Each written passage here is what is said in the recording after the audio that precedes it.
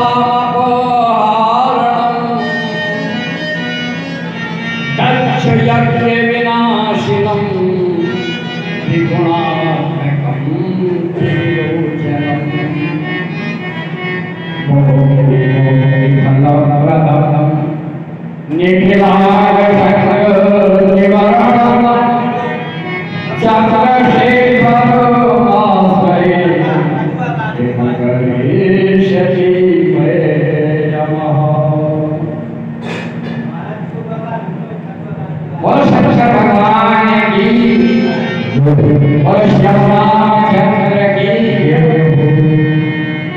बोल चंद्र कमली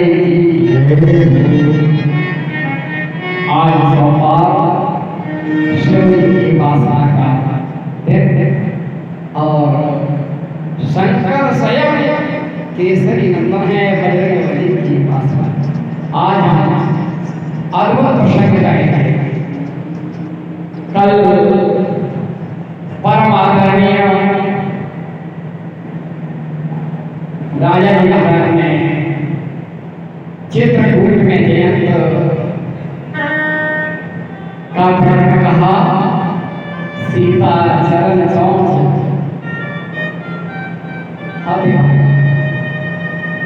फिर एक नयन कर तजा अब हम महाराजा दशरथ के अंतिम संस्कार भरत ने किया और बड़े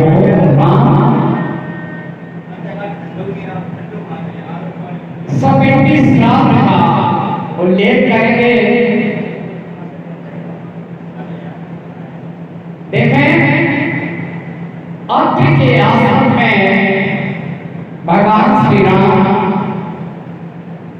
लखन लाल और जगत जननी जानकी विराजमान रही हैं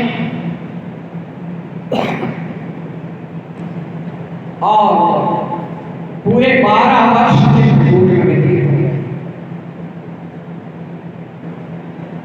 12 वर्ष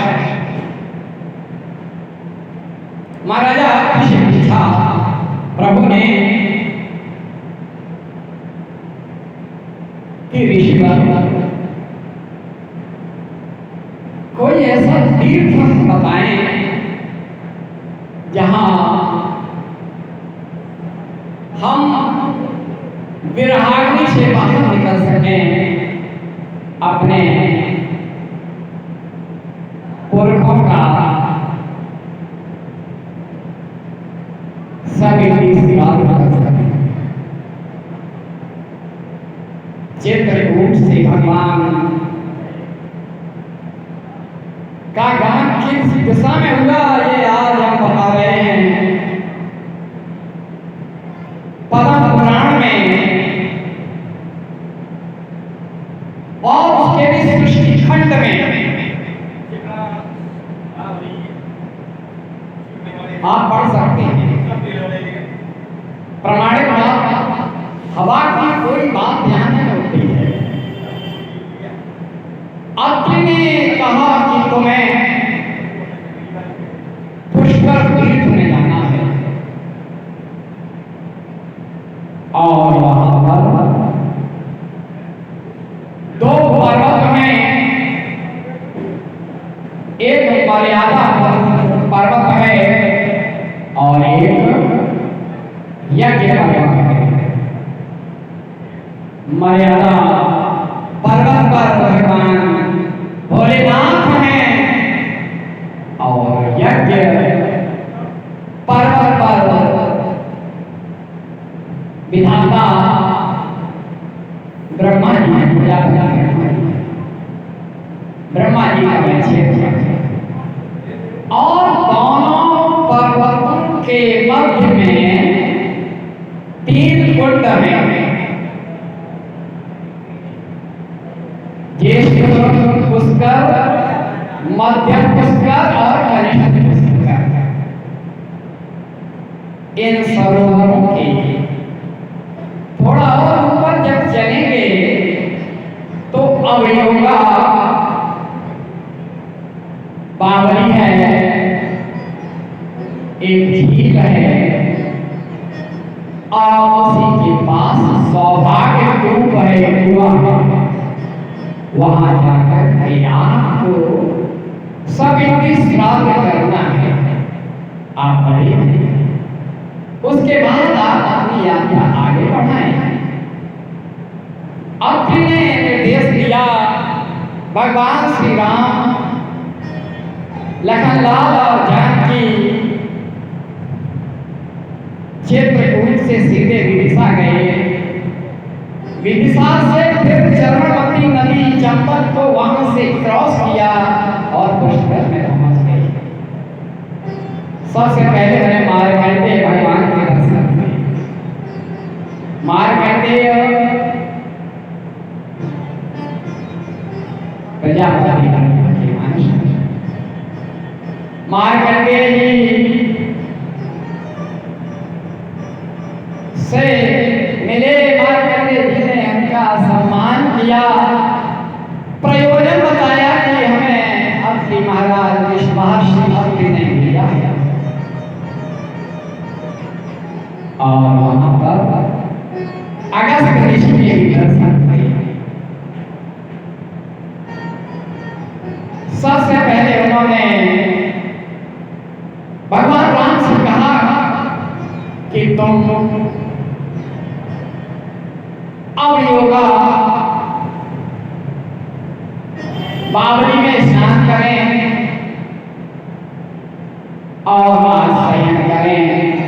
सुबह सौभाग्य कूप में स्नान करके श्राद्ध का स्नान करें। हम लोग ऋषि लोग पुष्कर की ज्येष्ठ कुंड में स्नान करके आ गए। भगवान ने रात में विश्राम किया। रात में स्वप्न में उन्हें महाराजा दशरथ दिखाई दिए।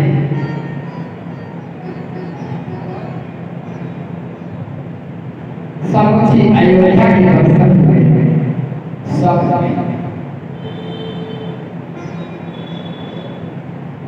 महर्षि अगस्त और मार्कंडेय आदि तमाम ऋषि वहां पर आए और उन्होंने सौभाग्य कूप पर जाकर के पिंडदान किया।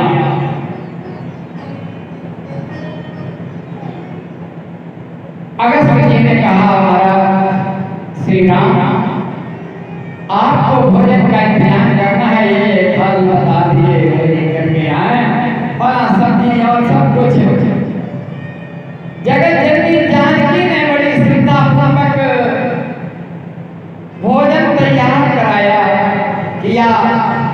लक्ष्मण सामग्री लाते थे और माता पकाती थी। बहुत बढ़िया ढंग से अब योगा सरोवर जो चौकोर है, चौकोर सरोवर है, अब योगा सरोवर उसका है। वहां पर 3 प्रमुख ऋषियों को श्राद्ध खिलाना है।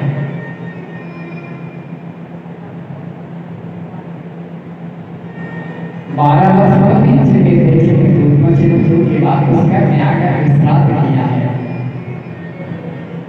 जैसे ही भगवान राम और लक्ष्मण ने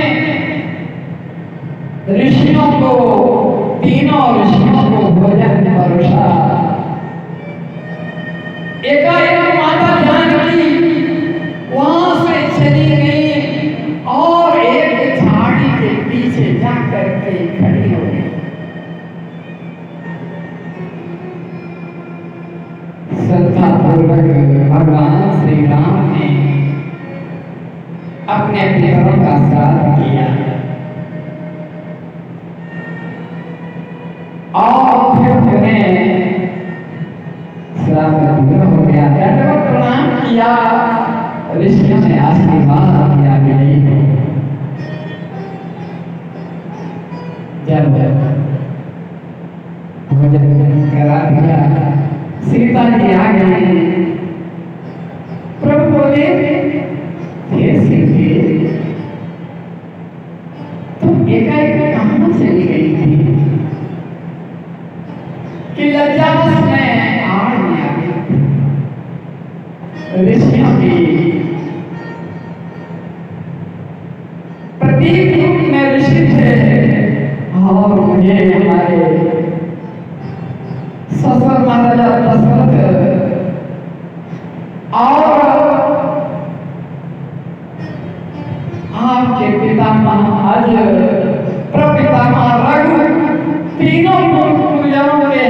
दर्शन किए, लज्जा बस एक बहू होने के नाते मैं पूर्वजों के सामने नहीं आ सकती थी।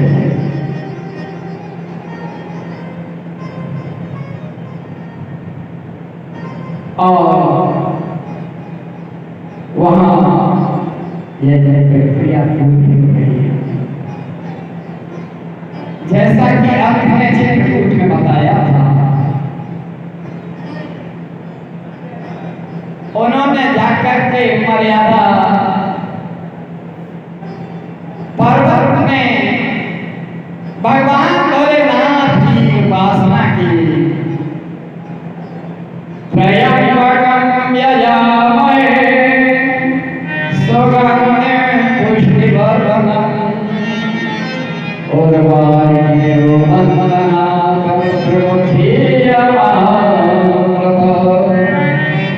परम पुराण में भगवान शंकर की स्तुति कई पृष्ठों में दी गई है। आप पढ़ लें, सृष्टि खंड में है। उसके बाद यज्ञ पर्वत पर आए, अगस्त्य ऋषि ने बताया कि अगर कहीं पूरे ब्रह्मांड में ब्रह्मा जी साक्षात उपस्थित है तो यहाँ है यज्ञ पर्वत पर। तब प्रभु ने भगवान ने वहां पर ब्रह्मा जी की स्तुति की।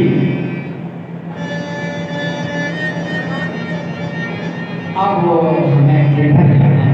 अपने तो यहाँ भेज दिया, चित्रकूट से घुसकर आ गए। अब अगस्त्य ऋषि से पूछा, प्रभु महाराज हम अब किधर जाएं? तो उन्होंने कहा कि वहां से थोड़े पूर्व दिशा में जब चलेंगे तो 100 योजन परिमाप का दंडकारण्य है और दंडकारण्य की दक्षिणी छोर पर पंचवटी है, वहां आप प्रयास करें।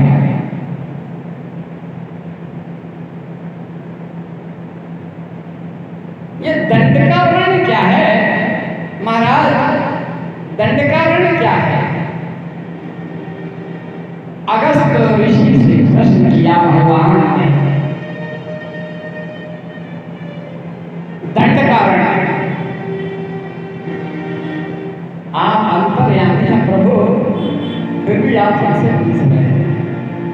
उन्होंने बताया, वैवस्वत मानो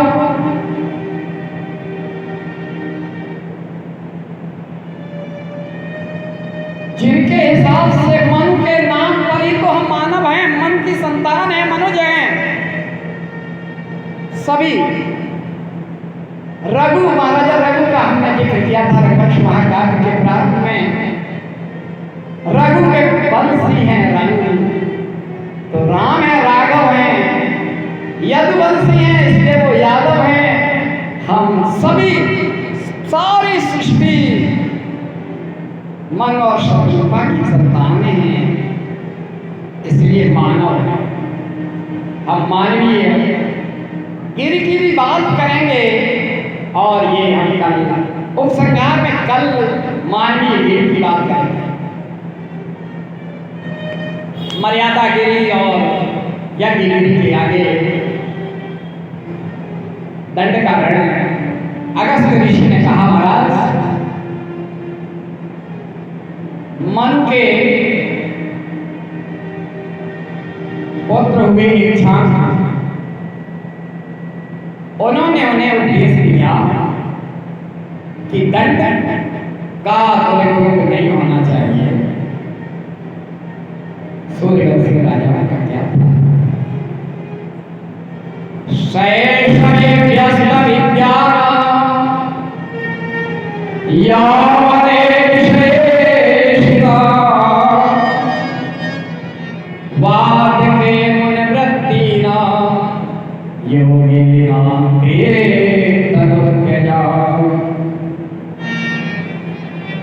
और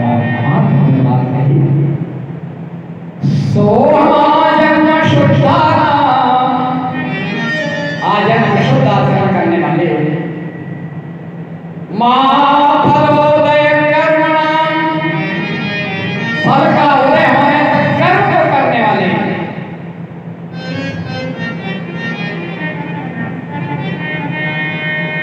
यथा अपराध दंडानाम, जैसा अपराध वैसा दंड।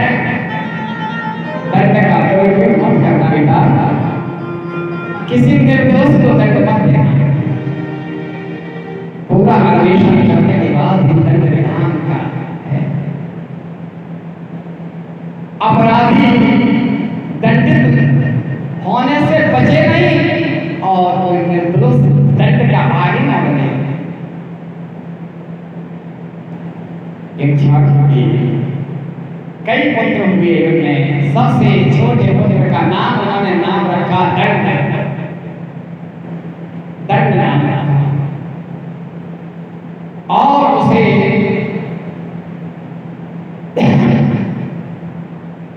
विंध्याचल से 100 योजन परिमाण का क्षेत्र दे दिया कि तुम यहां राज्य करो। दंड का साम्राज्य चल रहा था, राजा दंड हुए। हमारे यहाँ उत्सर्ग बताए जाते ना, परंपराधीश उत्सर्ग, उनमें कोई उत्सर्ग आता है, उत्काता कर्म चलने में होता है। जैसे पद माने गरिमा है और वो उत्सर्ग जाता है तो उत्पात बन जाता है।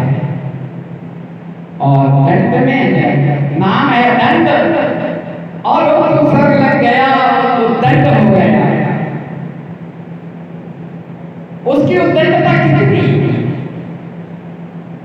एक राजा होते हुए अपने राज्य में शिकार के लिए जा रहा था, रास्ते में एक सुंदरी मिली और उस सुंदरी से कामात्मक होकर के निवेदन करने लगा राजा। वो सुंदरी बोली, महाराजा राजा हैं और मैं भृगु, भार्गव, शुक्रदेव, शुक्राचार्य की पुत्री अर्या।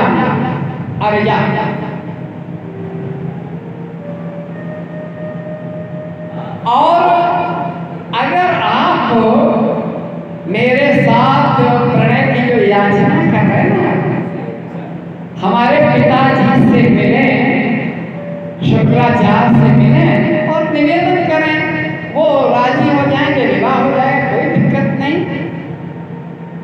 लेकिन दंड की उद्दंडता इतनी कि उसने कुछ नहीं सुना, खींच करके उसे ऐसे निर्जन स्थान पर ले गए जहां से चीख पुकार भी न सुनाई पड़े। और ऐसा व्यवहार किया, अस्त व्यस्त होकर के अर्या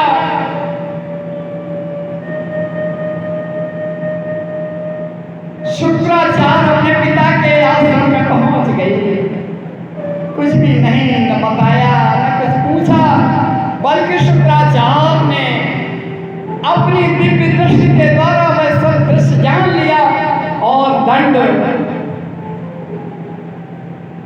को दंडित करने का समय आ गया।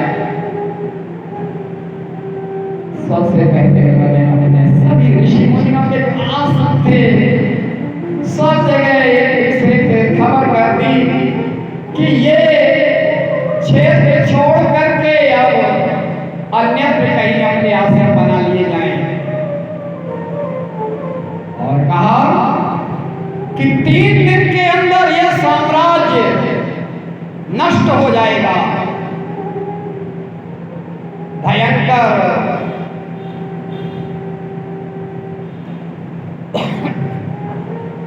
तूफान उठेगा।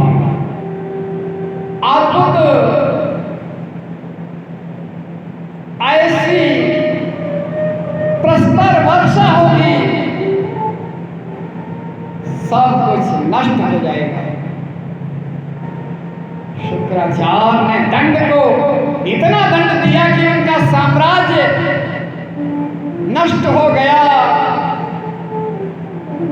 और वह अरण्य हो गया। दंड का साम्राज्य का था, इसलिए वो दंड का अरण्य हो गया। अगस्त ऋषि ने यह बताया और आपके चरण कमलों की प्रतीक्षा है इस दंडक पर। दंडक पर आपके पूर्वज जहां से सृष्टि का प्रारंभ हुआ, वैवस्वत के पुत्र इक्ष्वाकु के, यानी मन के पौत्र दंड का वैशाखाले था, इसलिए आपको वहां पदार्पण जरूर करना चाहिए।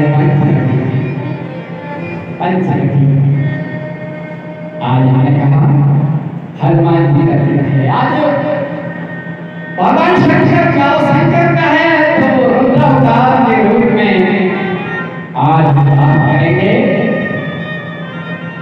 हनुमंत कथा से लेकर। बस हमें समय का बहुत ध्यान रहता है, इसलिए हम सूत्रबद्ध बात कहते हैं, क्योंकि किसी भी चीज को सूत्रबद्ध कहा जा सकता है।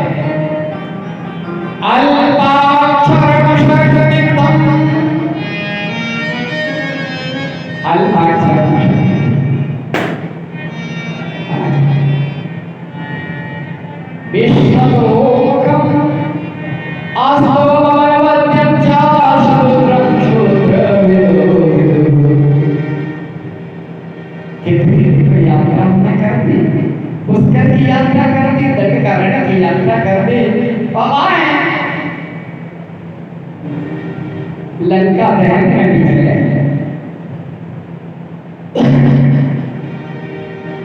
जब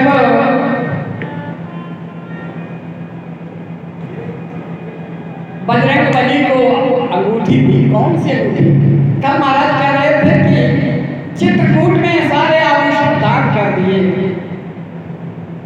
हो सकता है आभूषण धारण किए हुए हैं, तीनों अलग अलग वेश में थे। वशिष्ठ ने कह दिया कि तुम्हें रानी बन के ही यहां से जाना है। आभूषण थे। जब केवट को देने के लिए कुछ नहीं था, तो जानकी ने, सीता जी ने अपनी अंगूठी भगवान राम को दे दी कि दे दो। उसने नहीं दी तो राम ने पहन ली और वही अंगूठी हनुमान जी को दे दी सीता जी के लिए।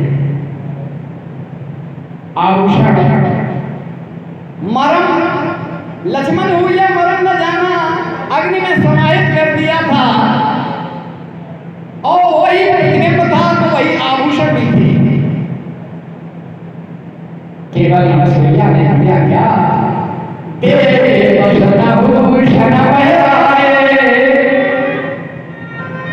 वो आभूषण बने रहे, चुनरी बनी रही।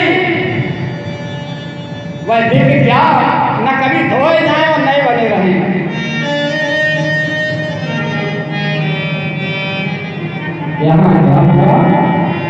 जब हरण हुआ, पुष्पक विमान से जा रहे थे, तो आभूषण आप उन्होंने त्यागना शुरू किए ताकि रास्ता समझ में आता जाए। छिटकते चले गए, कहीं कुछ फेंका, कहीं कुछ फेंका, कहीं चुनरी फेंकी। और जब देखा कि सीता पर्वत पर बानर बैठे हुए हैं, तो अपने कुंडल फेंक दिए। बहुत 90% तो फेंक दिए। एक आभूषण रह गया, चूड़ा चूड़ा मणि था, वह ले दिया। आभूषण लक्ष्मण जी भी साधु में से नहीं चले, वहां से कवच पहन करके चले हैं, गोदंड लेकर के चले हैं। लेकिन चित्रकूट में आने पर उन्होंने कवच के ऊपर पहन लिया है बलकर वस्त्र। बहरहाल अब देखें,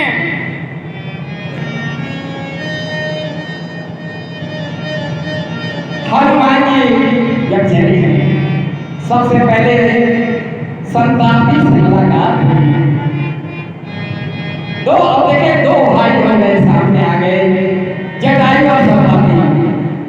कुछ दोहे देखें।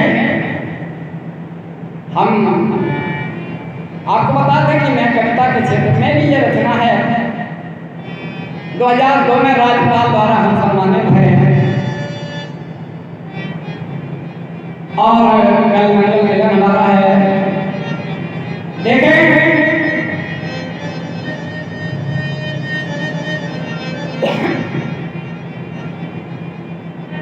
जैसी है करनी रही वैसा फल का स्वाद, सत्कर्मों के पुण्य की भी होती है म्याद। सुख जाने पर दुख का निश्चित है आरंभ, क्षणिक सफलता पर कहो क्यों है इतना दम। दो भाई हैं कि दम भी संपादी पाने को मार्तंड, जले पर व्याकुल गिरा अपनाया उधर जगाई सावन। दम परहित हरिदास परहित पंख कटाय के पावा आवास। इसे बैकवर्ड मिला और एक जनी का टुकड़ा मिला। देखे आज लड़का में जब प्रवेश करते हैं तो सबसे पहले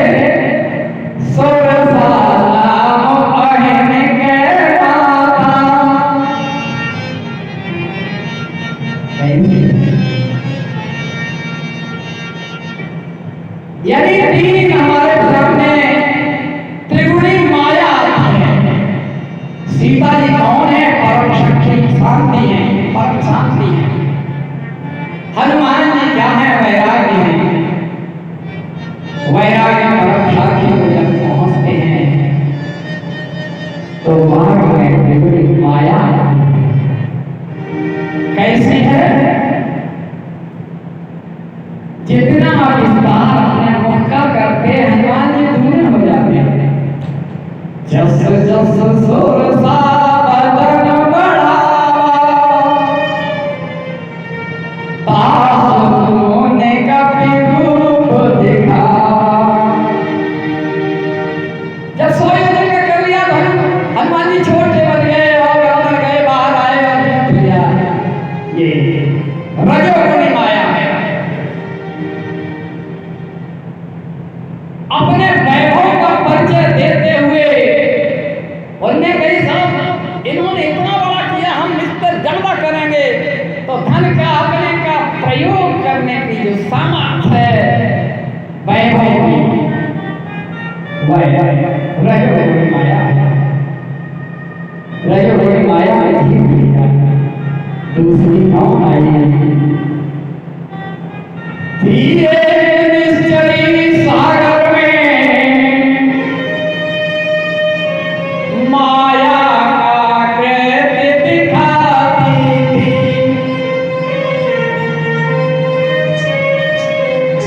परछाई देख कर पानी में उड़ के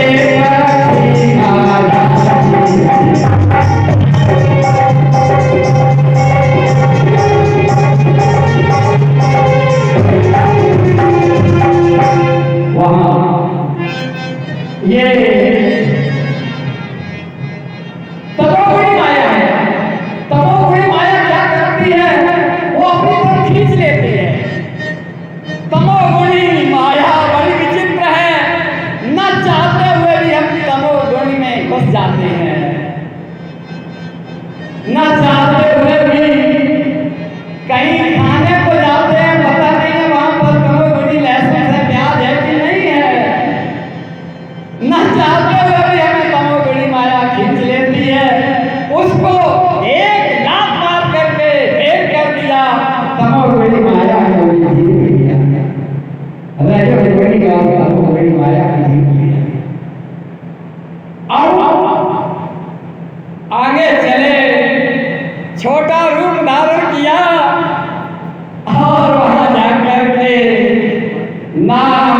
लंकनी, अब लंकनी मिल गई।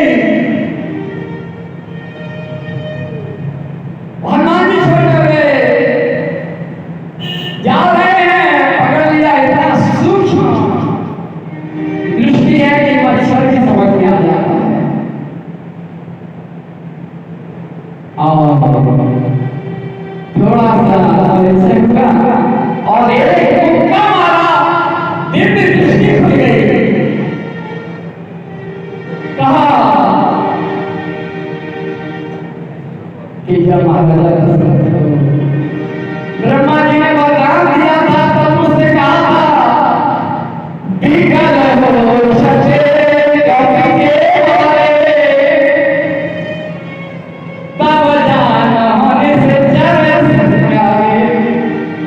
सीधा सीधा रास्ता हो गया।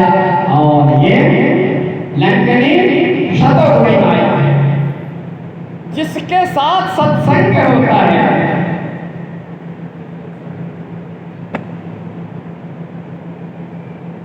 बहुत मुझे सुंदर करता है। कहां तक बखान करें उसके उस बिंदु को उठाएंगे जिस बिंदु तक हमारी दृष्टि नहीं जाती। जानते सब हैं, बजरंगबली में है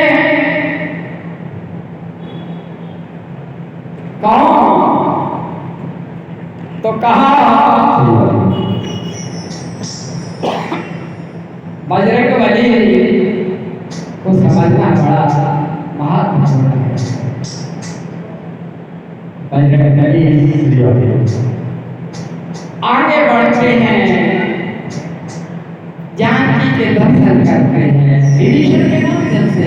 उससे पहले उन्होंने जाकर कहां नहीं देखा। रावण के महल में भी गए, श्रीलंका पर भी गए, अंदर पूरी छान मारी, तब जाकर के राम के भक्त के दर्शन। श्री राम जय राम जय जय राम, श्री राम जय राम जय जय राम, श्री राम जय राम जय जय राम, श्री राम जय राम जय जय राम, श्री राम जय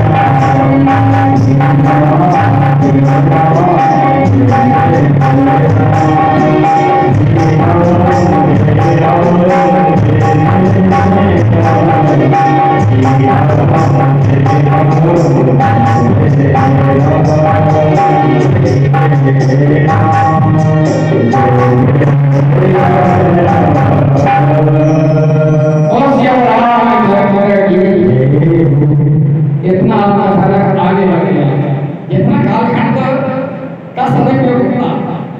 अब क्या हुआ कि लंका में आग लग गई। अशोक वाटिका भी उड़ गई, सब कुछ हो गया। लंका में आग अद्भुत है कि ईश्वर की माया अद्भुत है। हॉकी का खेल निराला है। भगवान राम ही जब रूठे तब कौन बचाने वाला है।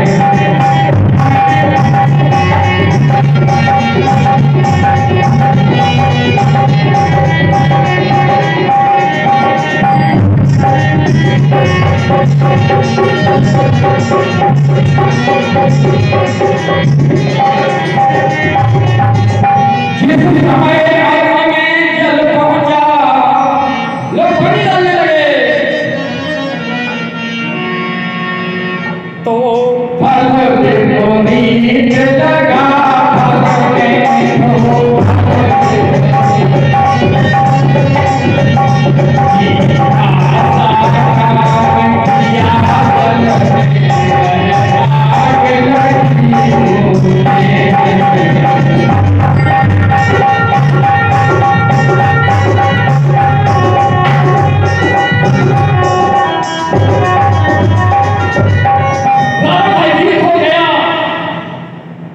सीधे सीधे चला गया वहां पर जहां पर काल को बांध करके रखा था।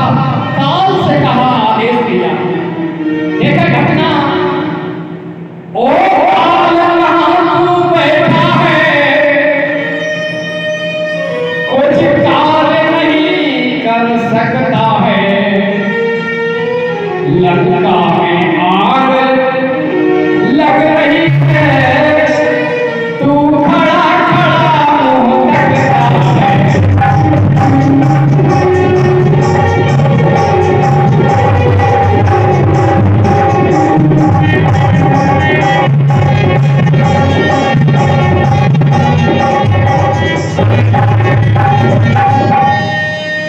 है पत काल अति काल मकर,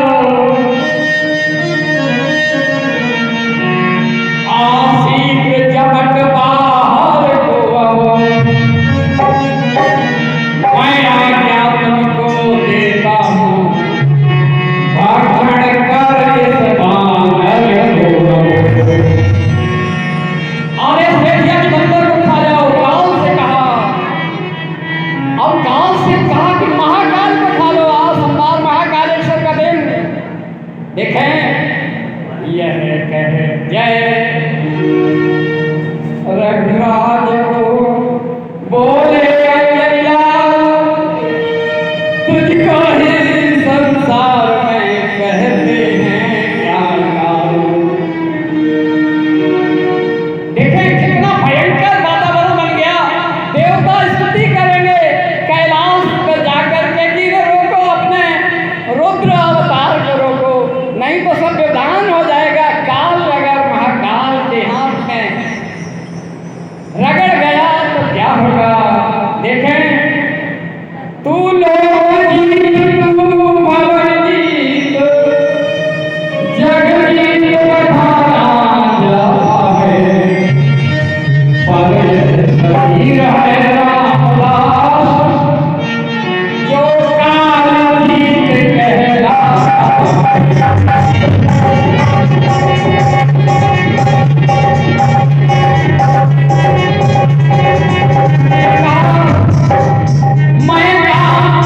मैं महाकाल हूँ भोले काल, मैं महाकाल हूँ भोले काल, तुझे कराल को बिकराल में, जिसके अधीन है उस महाशक्ति का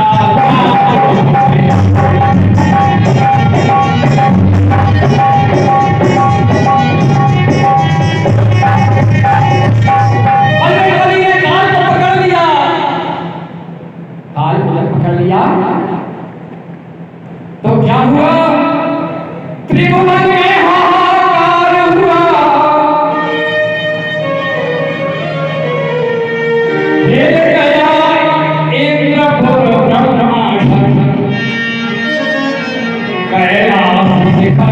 डोल गया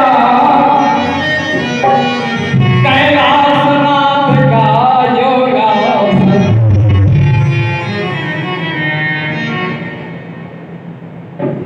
भोलेनाथ ने संकेत दिया, हाँ रुद्र ने कहा अब तो मुक्त हो गए काल, और काल को मुक्त कर दिया बलभद्र बलि। अब एक और घटना मिली, देखें दूसरी घटना क्या हुई जिसे सब जानते हैं। शनिवार की बात है, या महाराजा दशरथ के द्वारा रोहिणी का भेदन न करने के लिए संहारास्त्र का संधान किया था महाराजा दशरथ ने शनिदेव के ऊपर, और शनिदेव यहाँ उल्टा लटका हुआ था। क्या हुआ, समस्या थी कि जैसे जैसे आग लग रही थी, सोने की लंकर दमक रही थी। आग में सोना दमकता है।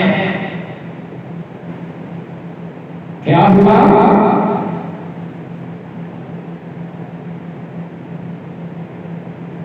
क्या हुआ कि इतने में लंका को देखा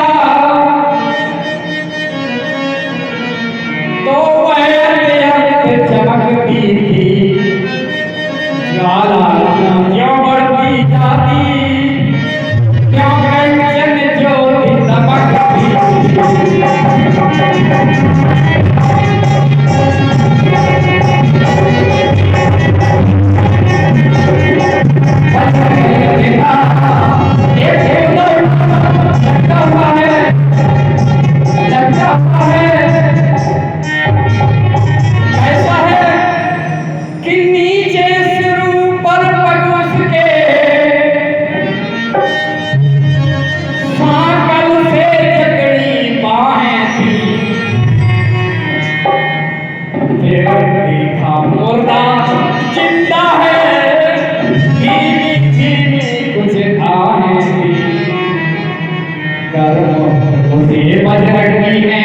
बजरंगी छुड़ा दिया, भय करो और हो शांत कहा।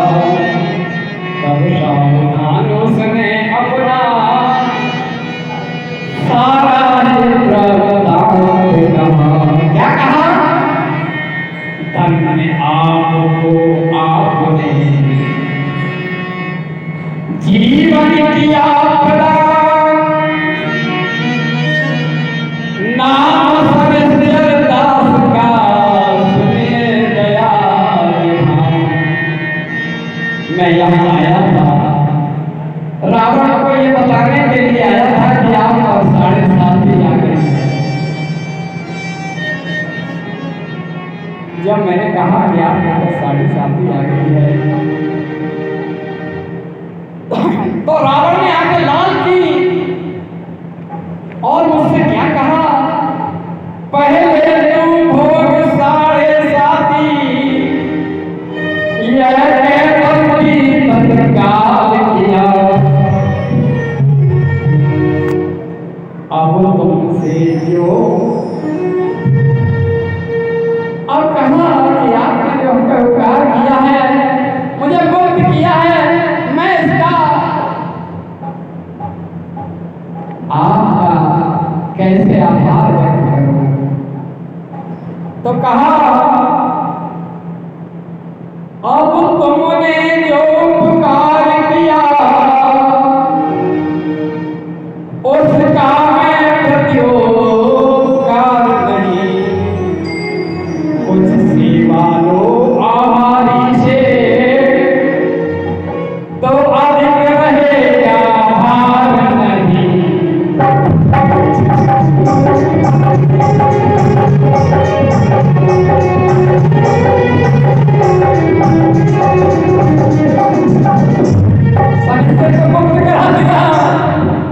कहा कि आपकी साथ सेवा में आपने जो कार्य किया उसका मैं कोई नहीं सकता।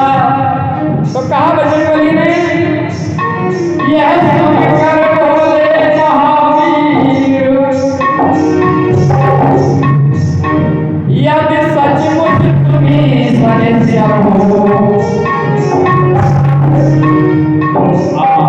थोड़ा काम करो जिसका प्रभाव लंका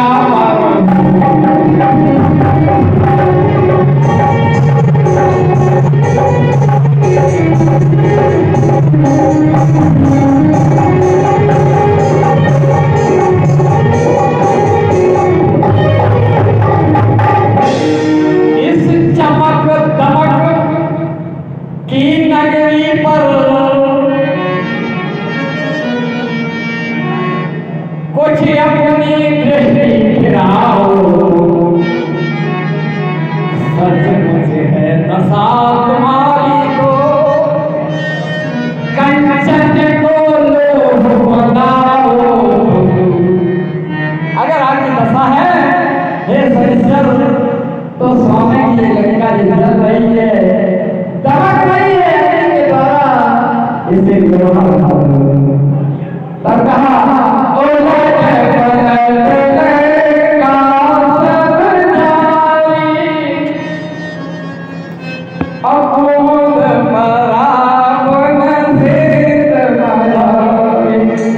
आपको बता दें ये तिथि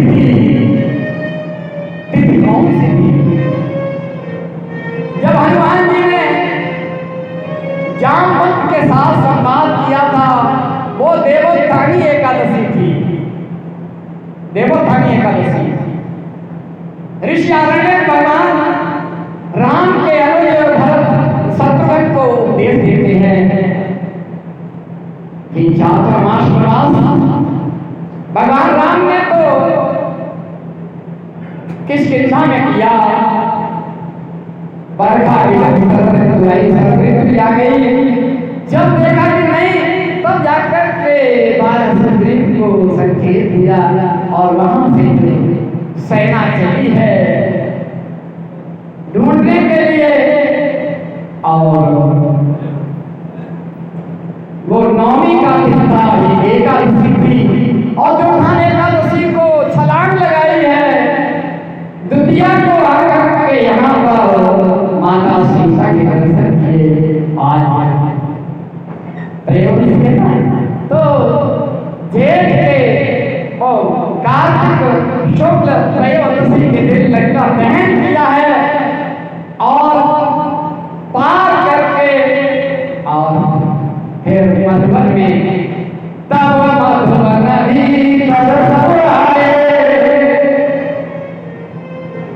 कार्तिक पूर्णिमा में भगवान राम के दर्शन किए हैं। वो कार्तिक पूर्णिमा थी। बताया कब क्या हुआ, तिथियां जो आरण्यक ने बताई। जब 12 वर्ष वहां बीत चुके थे चित्रकूट में, 13वां वर्ष पंचवटी में ये घटनाक्रम हुआ और वहां पर सीता हरण जब हुआ और किष्किंधा तक आते आते वो जेठ मास के कृष्ण पक्ष का पहला मंगल था जेठ का, और जेठ के मंगल को हनुमान जी ने परिचय किया था। प्रभु पहचान करे उदय चरना। अब हम सूत्रवत रामायण कह रहे हैं, देखें सूत्रवत अल्पाक्षर शक्ति दमसार विश्वतो मुखम अस्तो भवद्यं च सूत्रम सूत्र विदो विदो। और जेठ के महीने में ही अंतिम मंगलवार, जेठ का चौथा मंगलवार वाणी का वध किया और देवशक्ति एकादशी से चातुर्मास प्रवास किया है। यहाँ पर भी आपको बता दें, हमने बताया था गोस्वामी तुलसीदास के चातुर्मास का एक और चातुर्मास हुआ है। यहाँ पर जैन धर्म में 24 में तीर्थंकर भगवान महावीर स्वामी यमुना के तट पर उस स्थान का विशेष महत्व रहा। आगे आने वाले राजाओं ने वहां एक जैन तीर्थ बनाया, बहुत ही श्रेष्ठ तीर्थ था। जैन आगम में उल्लेख किया गया सूत्र है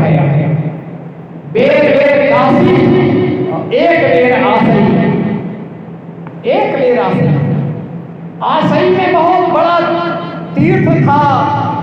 हमारी डिस्कवरी ऑफ इटावा, आप सर्च करेंगे गूगल पर डिस्कवरी ऑफ इटावा देवेश शास्त्री, आपको खुल करके आ जाएगा मेरा प्रमाण सहित बता रहा हूं। ऐसा तीर्थ था जैसा तिरुपति बालाजी का तीर्थ है, यानी हर एंगल पर जैन तीर्थंकरों की मूर्तियां थी हजारों की संख्या में। और यहां पर गौरी का भी आख्यान होगा और यहां पर आक्रमण हुए हैं, उसमें से बिल्कुल ध्वस्त कर दिया। आज अगर कहीं पर भी खुदाई होती है तो जैन तीर्थंकरों की मूर्तियां निकलती हैं, चाहे काकरपुरा में हो चाहे ईश्वरीपुरा में हो, आसई के उस परिक्षेत्र में हर जगह लगती हैं। ये वो स्थान है। यहाँ हनुमान जी की देखें, सीता जी की खोज करने के बाद भगवान राम हनुमान जी बंधन में आए, ब्रह्मास्त्र में बांध लिए गए, ब्रह्मास्त्र, और वहां हनुमान जी पहले बांधे गए हैं, तब सीता की खोज की है। कहां? लंकुश ने पहले उन्हें बांध लिया, हनुमान जी को बांध लिया है। हम सूत्र में बात कह रहे हैं बहुत संक्षेप में। जब बांध लिया, हनुमान जी बंध गए, तो कुछ ने कहा, लब भैया गुरु जी के पास बंदर को ले जाओ। लब हनुमान जी की रस्सी पकड़ करके ले गए और वहां पर गुरु जी और मैया जानकी थी और माता की खोज की है बंद करके, और वहां लंका